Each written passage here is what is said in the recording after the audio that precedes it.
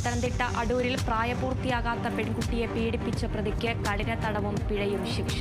കോട്ടയ്ക്കൽ സ്വദേശി സജിയെയാണ് Adoor fast track കോടതി ശിക്ഷിച്ചത്. 2023 കേസിനാസ്പദമായ സംഭവം.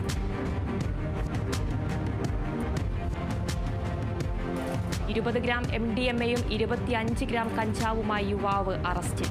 ചിറയൻകീഴ് സ്വദേശി അജയ് കൃഷ്ണനെയാണ് റൂറൽ ജില്ലാ ഡാൻസ് സ്റ്റാഫും ആലുവ പോലീസും ചേർന്ന് അറസ്റ്റ് ചെയ്തത്.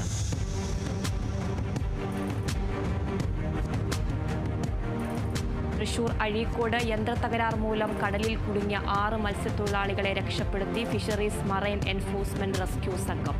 Fisheries assistant director doctor Seema സിയുടെ നിർദ്ദേശാനുസരണമാണ് രക്ഷാപ്രവർത്തനം നടന്നത്.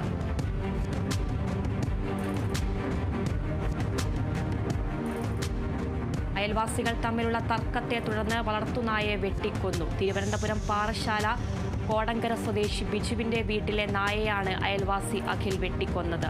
സംഭവത്തിൽ പാറശാല പോലീസിൽ പരാതി നൽകി.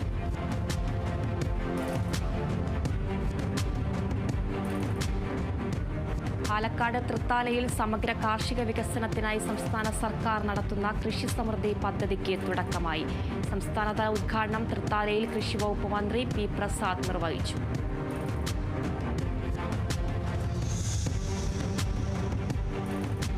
തിരുവനന്തപുരം കാട്ടാക്കടയിൽ അഖില കേരള വിശ്വകർമ്മ മഹാസഭ താലൂക്ക് യൂണിയൻ സമ്മേളനം നടന്നു. സംസ്ഥാന വൈസ് പ്രസിഡന്റ് രാജഗോപാൽ ഉദ്ഘാടനം ചെയ്തു.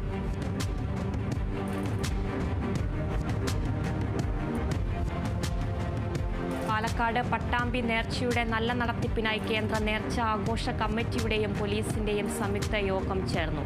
ഷൊർണൂർ ഡിവൈഎസ്പി മനോജ് കുമാറിന്റെ നേതൃത്വത്തിലാണ് യോഗം ചേർന്നത്.